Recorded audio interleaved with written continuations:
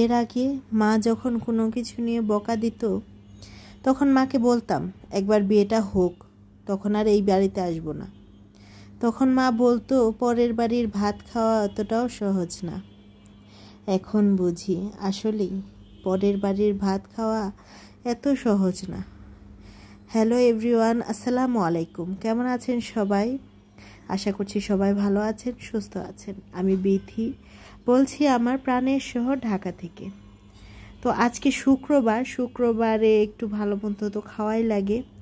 তো সেই কারণে সেই তড়িঘড়ি করে সেই তোড়জোড়ি চলছে আমাদের বাসায়। আপনারা জানেন গত পর্বে বলেছি আমি অনেক অসুস্থ। তো এখন অসুস্থ থাকা সত্ত্বেও ভালো মন্দ রান্না হবে না সেটা তো হয় না। একবার ভেবেছিলাম শুধু ডিম রান্না করব, আর পরক্ষণে মেয়ে বলল না আজকে ডিম খাবো না। তো এখন কি করি, ঘরে বাটা মশলা কিচ্ছু নেই, শুধু জিরা গুঁড়া ছিল। তো এই যে মেয়ের বাবা আর মেয়ে আমাকে সব কিছু রেডি করে দিচ্ছে, আমি শুধু রান্না করব, জাস্ট এইটুকুই। তো একটু ভিডিও করে নিচ্ছি। মেয়ে মশলা বেটে দিচ্ছিল, মেয়েকে বলছিলাম যে তুমি না ছোটোবেলায় বলতে আম্মু দাও আমি বাটি, আজকে বাটো তো দেখি।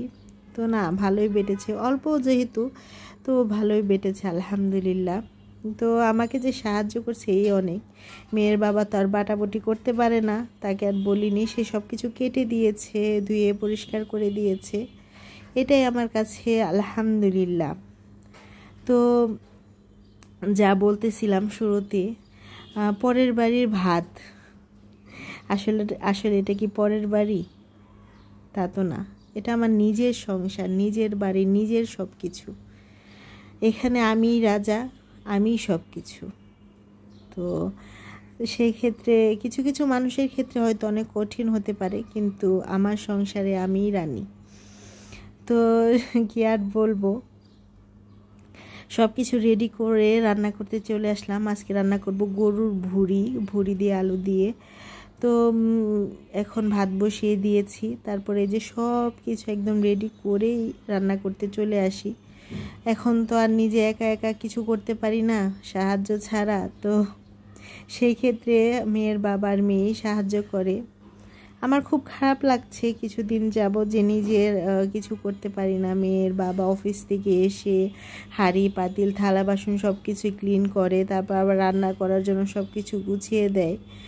তো নিজের কাছে একটু খারাপ লাগছে, কিন্তু কিছু করার নাই। আমার হাতে যেহেতু আরেক হাতে ব্যথা, অন্য জায়গায় হলে হয়তো কষ্ট করলেও করতে পারতাম, কিন্তু হাতের ব্যাপারে তো আর কি অন্য কিছুতেও সব কিছুতে করা যায় না। তো এই যে এখন আমি পেঁয়াজ রসুন সুন্দর করে ভেজে তারপরে যে আদা রসুন বাটা দিয়ে দিলাম তেলের মধ্যে। আর আমি একটু তেল কম ব্যবহার করছি, কারণ ভুড়িটা ভাজা ভাজা হবে, তখন মুড়ি দিয়ে খেতে গেলে উপরে তেল লাগে, ভালো লাগে না। তো এখন পানি দিয়ে আমি সব ধরনের শুকনা মশলা দিব, হলুদের গুঁড়া, মরিচের গুঁড়া, তারপরে ধনিয়া গুঁড়া, লবণ, জিরার গুঁড়া, সব কিছু দিয়ে মশলাটাকে ভালো করে কষিয়ে নেব। আসলে ইউটিউব এমন একটা প্ল্যাটফর্ম, সেখানে আমি যদি আপনার খোঁজ না নিই, আপনি আমার খোঁজ কোনো দিনও নেবেন না, সেটা আমি হাড়ে হাড়ে বুঝতে পেরেছি। কিন্তু একটা আপুর কথা আমি না বলে আসলে থাকতেই পারছি না, যে আপুটাকে আমি কিছুদিন যাবৎ আপুটার কাছে গেছি, আপুর ভিডিও দেখছি, সুন্দর কমেন্ট করেছি, আর আপুটা আমাকে এত ভালোবাসা দিয়েছে, আমি আসলে কান্না না করে আমি থাকতে পারিনি আপুর কমেন্টটা পড়ে। কমেন্টগুলো পড়ে আপু আমার পোস্টে গিয়ে কমেন্ট করে আসছে যে আমি কেমন আছি, ভালো আছি কিনা। আমি কিছুদিন যাবৎ ভিডিও দিতে পারছিলাম না, ফোনও ধরি নাই, কারো কমেন্টও চেক করি নাই। তো আমি গত একদিন আগে ভিডিও দেওয়ার পরে ওই আপুটার কমেন্ট পাইছি। তারপর একটু নিচের দিকে স্ক্রল করে দেখি আপু 2-3টা কমেন্ট করে রাখছে আমার পোস্টে গিয়ে, কমেন্ট দিতে গিয়ে। তো আপুর জন্য এত এত ভালোবাসা আসলে আমি কোথায় রাখবো আপু, তোমাকে আমি কি বলবো। তো আপু আমাকে গত ভিডিওতে কমেন্ট করেছে সাবিকুন নাহার মুক্তাইরি থেকে, আসসালামু আলাইকুম আমার কলিজার বিথি আপু, আমার বেস্ট ফ্রেন্ড। এই 2 দিন অনেক মিস করেছি গো তোমাকে। এরকম একটা স্বামী খুবই ভাগ্যবান মানুষেরাই পায়। ময়না পাখি, আমি তোমার আঙ্গুলের জন্য অনেক অনেক দোয়া করেছি গো। তোমার বিয়ের শুরুর কাহিনী শুনে খুবই ভালো লাগলো। আমি তোমাকে সবসময় সাপোর্ট করবো সোনা। একটা নারী অসুস্থ হলে পুরোটা সংসারই অকেজো হয়ে যায়। ময়না, তোমার আঙ্গুলের কথাটা শুনে খুবই কষ্ট লাগলো।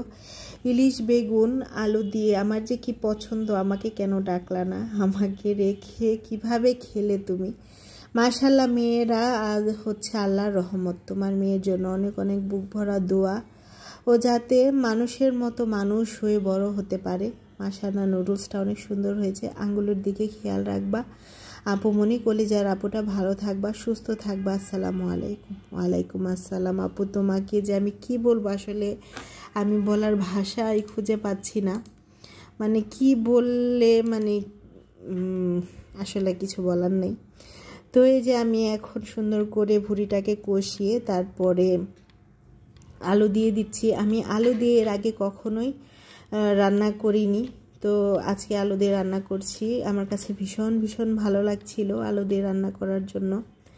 তো আপনারা এই সাদেকুন নাহার মুক্তা এই আইডি থেকে আপুকে আপনারা যত তাড়াতাড়ি সম্ভব, আমাকে যারা যারা পছন্দ করেন, ভালোবাসেন, আমার ভিডিও যারা যারা দেখেন, এই আপুর সাথে অনেক তাড়াতাড়ি যুক্ত হয়ে যাবেন। এই আপুটা এতটা সাপোর্টিভ আর এতটা যত্ন নিয়ে সবার ভিডিও দেখে কি বলবো।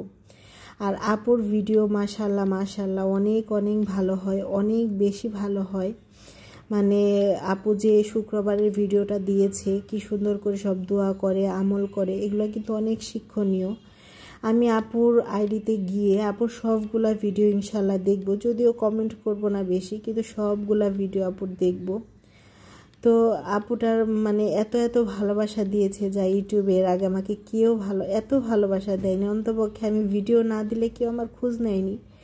ভিডিও দেওয়ার পরে সবাই সুন্দর সুন্দর কমেন্ট করেছে, সবাই আমার খেয়াল রেখেছে, সবাই জিজ্ঞাসা করেছে। কিন্তু ভিডিও যদি 2-3 দিন বা 4-5 দিন, এক সপ্তাহ গ্যাপ গেছে, কেউ আমার কমেন্টিতে এসে সুন্দর করে বলে যায়নি যে আমার কি অবস্থা।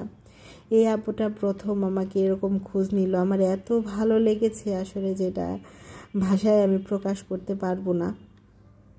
তো এই যে আমার ভুড়ি রান্নাটা শেষ হয়ে গেছে। যে যে খেতে চাও চলে আসো বাসায়। তো এই যে এখন খাওয়ার পালা, দুপুরবেলা নামাজ পড়ে চলে এসেছে অলরেডি সবাই। তো এখন আমি খাবো, একটু আর কি ডিজাইন করেই বেড়ে নিচ্ছি, যেহেতু একটু ভিডিও করছি। ভিডিও না করলে অবশ্যই এত প্রিপারেশন নিয়ে বাড়তাম না। তো এই যে বেড়ে নিলাম, এখন তো খাওয়ার পালা। আর আপনাদের কাছ থেকে বিদায় নিয়ে নেব। সবাই ভালো থাকবেন, সুস্থ থাকবেন, আমার জন্য দোয়া করবেন, আমি যেন অতি তাড়াতাড়ি সুস্থ হয়ে যাই এবং আপনাদের মাঝে সুন্দর আগের মতো আবার ভিডিও সুন্দর করে দিতে পারি। সবাই ভালো থাকবেন। আল্লাহ হাফেজ। আসসালামু আলাইকুম।